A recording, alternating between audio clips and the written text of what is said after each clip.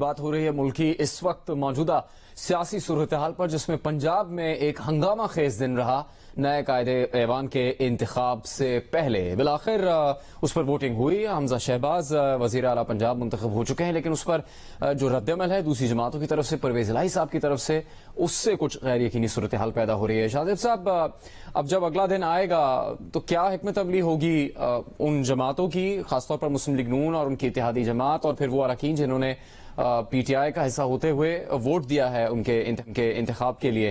آپ کو لگتا ہے کہ اس میں کوئی تنازع کھڑا ہو سکتا ہے، یا پھر جو عمل ہونا تھا وہ ہو چکا، اس سے آگے ہی بڑھنا ہوگا سب جماعتوں کو؟ دیکھیں، ابھی تو مجھے لگ رہا ہے کہ حکومت کرنا بڑا مشکل ہو رہا ہے شہباز شریف صاحب کے لیے۔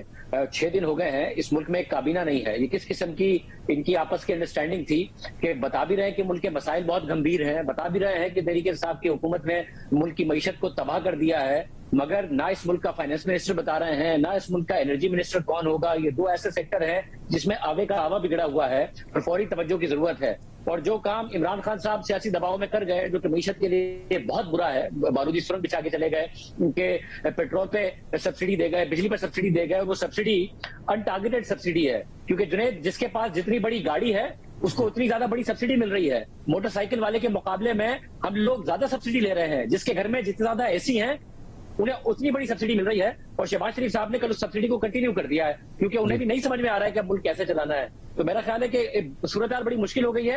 میں اس بات سے اتفاق کرتا ہوں کہ مرکز میں باپ، پنجاب میں بیٹا، نون لیگ کے اندر بہت ساری ایسی شخصیات ہیں جن کو ٹرائی کیا جا سکتا تھا، مگر پہلی بات تو ظاہر ہے وہ لوگ اس بات کے لیے اگری کر گئے تھے کہ پرویز الہی صاحب بن جائے، مگر پرویز الہی صاحب نے کچھ اور چنا۔ دوسرا مسئلہ یہ ہے کہ تحریک انصاف نے کس کو چن لیا ہے؟ کیا تحریک انصاف نے کسی ایسی شخصیت کو چن لیا جو کہ موروثی نہیں تھے؟ پرویز الہی صاحب کیا موروثی سیاست نہیں ہے؟ کاف لیگ کے اندر کوئی ایسا شخص نہیں تھا جس کو عمران خان صاحب چن سکتے تھے؟ اور دوسری بات یہ ہے کہ الزام کی بات اگر ہو رہی ہے کہ تو پھر اگر 1.5 سال نون لیگ کی حکومت رہ گئی اور انہوں نے تحریک انصاف کے رہنماؤں کو اسی طریقے سے ٹارگٹ کیا جس طریقے سے نون لیگ نے کیا تھا، تو 2023 کے انتخابات میں تحریک انصاف میں بھی سارے ملزمان الیکشن لڑ رہے ہوں گے، سارے ملزمان ہی وزیر ہوں گے، سارے ملزمان ہی وزیر اعظم ہوں گے۔ اور عمران خان صاحب بھی 2018 کے الیکشن میں ملزم تھے ہیلی کاپٹر کیس میں، اس کے علاوہ وہ مطلوب بھی تھے، مفرور بھی تھے، جو پارلیمنٹ حملہ کیس تھا اس میں بھی تھے۔ اور ظاہر بھٹی صاحب کے انگلینڈ سے دوست نے اگر کال کی تھی تو ان سے پوچھنا تھا کہ بھائی سارے کے سارے جو الزام لگائے گئے ہیں پاکستان میں وہ تو اس بات کے لگائے گئے تھے کہ لندن میں انہوں نے پراپرٹی بنائی ہے، تو جو لندن میں نیشنل کرائم ایجنسی ہے برطانیہ کی، اس نے کیوں کلین چٹ دے دی ہے شہباز شریف صاحب کو یہاں پر؟ ورنہ اگر وہاں پر کلین چٹ نہ ملتی تو ملزم نہ ہوتے، مجرم قرار دیے جاتے اور ملک کے وزیر اعظم نہ بنتے۔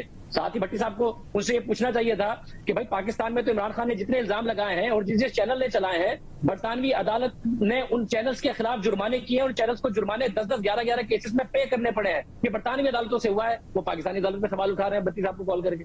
شہباز شریف صاحب کو چاہیے کہ آپٹکس سے نکلیں۔ 6 دن کے لیے انہوں نے ورکنگ آورز کر دیے ہیں، ورکنگ ڈیز کر دیے ہیں، اور بھائی دنیا جا رہی ہے کہ 5 دن کے ورکنگ ڈیز ہو، اسے پروڈکٹیوٹی بھی بڑھتی ہے۔ پاکستان کا انرجی کرائسس ہے، آپ 6 دن کے لیے آفس کھولنے چل رہے ہیں، 6 دن میں کیا پروڈکٹیوٹی آپ بڑھا لیں گے؟ یہ جو آپٹکس ہیں اس سے نکلیں، انرجی کنزمپشن ہی پاکستان کی بڑھے گی، پروڈکٹیوٹی کم ہو جائے گی۔ یہ شہباز شریف صاحب کو پتا ہونا چاہیے۔ تحریک انصاف کی حکومت آئی، آپٹکس میں پڑ گئی تھی، پھر ڈیلیور نہیں کر پائے۔ اگر وہ آپٹکس میں رہیں گے اور اپوزیشن کو ٹارگٹ کرنے میں رہیں گے کہ انہوں نے یہ کر دیا، یہ معاملات کر دیا، پھر ڈیلیوری پر دھیان دیں، آپٹکس سے دور ہو، اپنی کابینہ بنائے اور ملک کے حالات کی طرف فوکس کریں۔ جی بالکل، تنقید ہو رہی ہے کہ ان کو پالیسی فیصلے کرنے ہیں، انڈر پاس اور فلائی اوورز کے فیصلے اب نہیں کرنے وزیر اعظم بن کر، لیکن امید ہے کہ وہ اس سارے رد عمل اور تنقید کو سن رہے ہوں گے۔